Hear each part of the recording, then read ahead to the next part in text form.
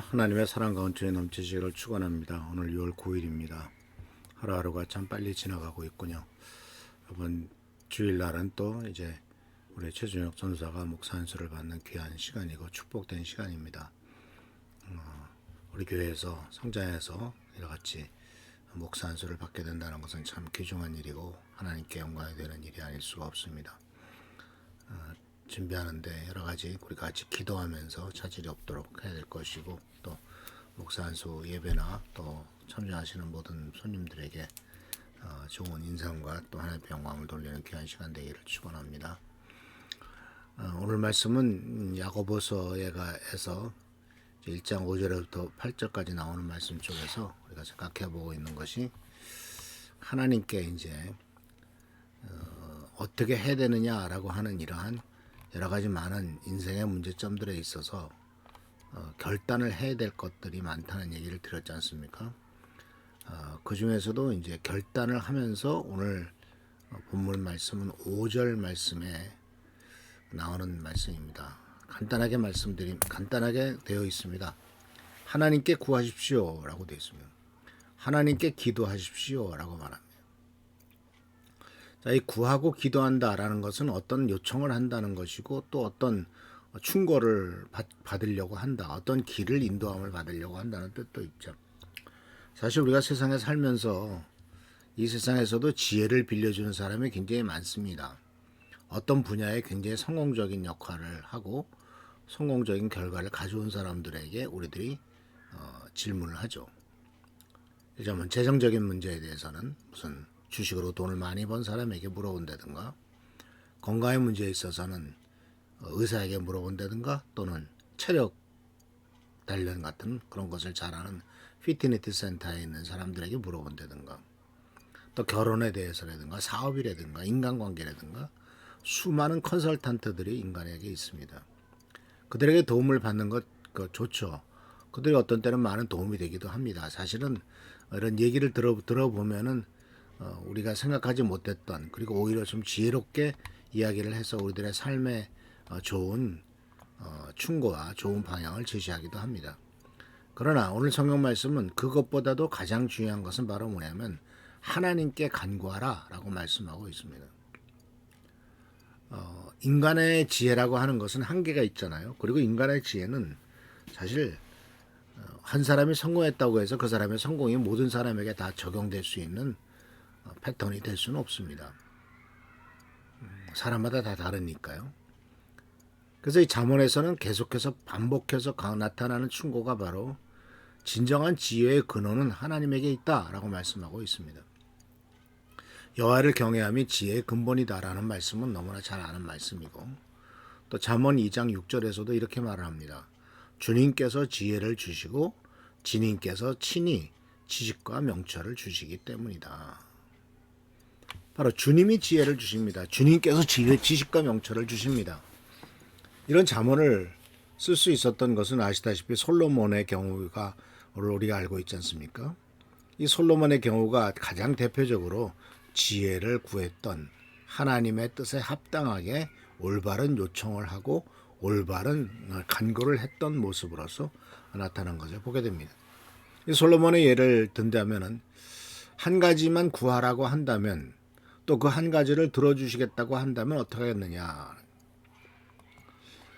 열왕기상 3장 5절에서 9절 말씀에 나오는 말씀, 이런 말씀이 나옵니다. 3장 5절과 9절입니다. 그날 밤에 기브온에서 주님께서 꿈에 솔로몬에게 나타나셨다.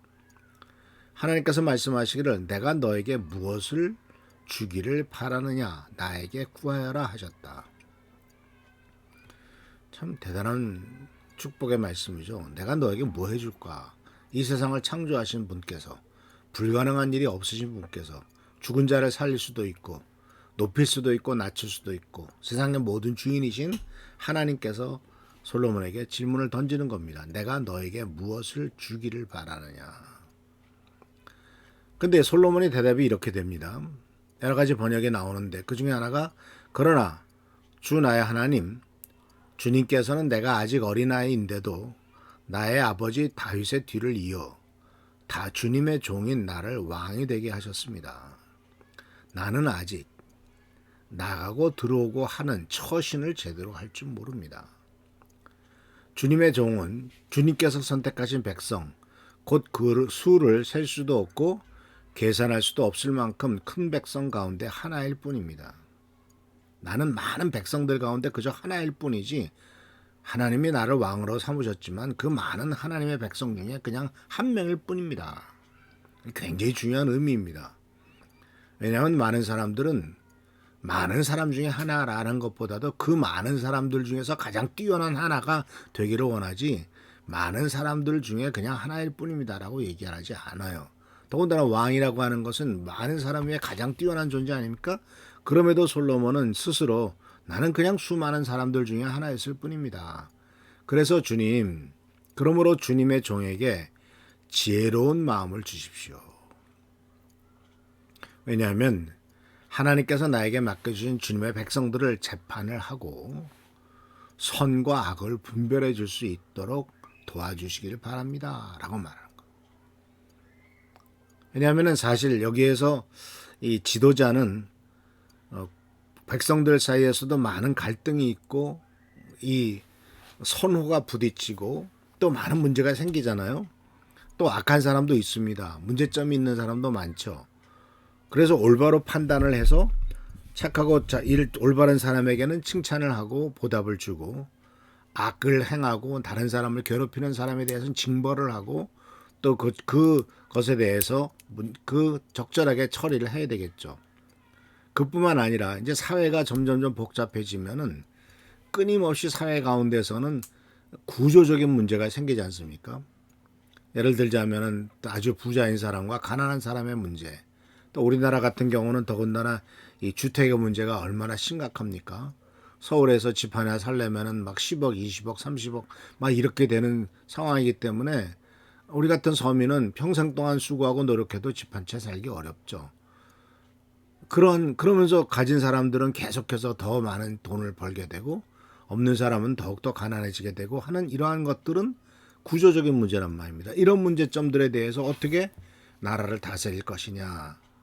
단순히 죄를 짓는 사람에 대해서 심판을 하고 죄를 짓는 사람에 대해서 책망을 하고 이런 것이 아니라 구조적인 문제점들을 어떻게 할 거냐.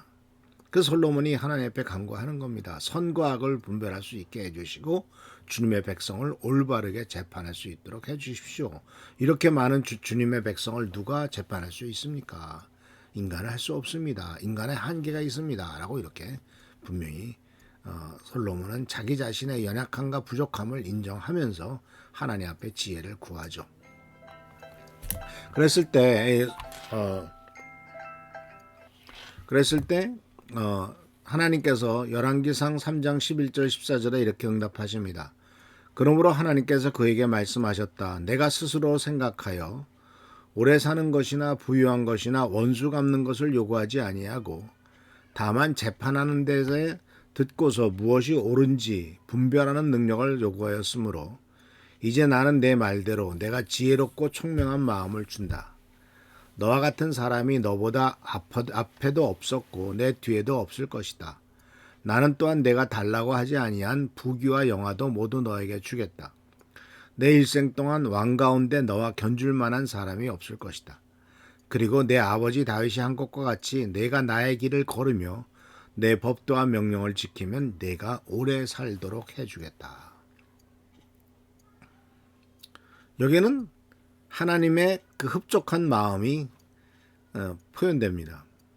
내가 스스로 생각하여 오래 사는 것, 장수, 부귀, 원수 갚는 것, 이런 것들은 개인적인 욕심이죠. 그런데 그가 왕으로서 개인적인 욕심이나 개인적인 요구가 아니라 재판하는 데 필요한 능력을 요구했다. 하나님께서 맡겨주신 일을 잘 감당할 수 있도록 그것에 능력을 달라고 기도한 거죠. 우리 인생도 마찬가지 않습니까? 아닙니까? 우리들은 가끔 기도할 때 보면 내 개인과 내 가족에 필요한 것들만 얘기합니다. 건강의 문제, 돈의 문제, 직장의 문제. 그러나 하나님께서 나를 통해서 이루고자 하는 뜻을 이루기 위해서 필요한 능력과 필요한 지혜를 달라고 기도한 적은 별로 없는 것 같지 않습니다. 같습니까? 그러니까 우리는 솔로몬의 이 간구는 단순히 내가 지금 원하는 것, 내가 지금 필요로 하는 것을 다 간구한 것이 아니라 하나님께서 나를 통해서 이루고자 하는 일에 필요한 능력을 구한 것이죠. 그랬더니 어떤 일이 생겼습니까?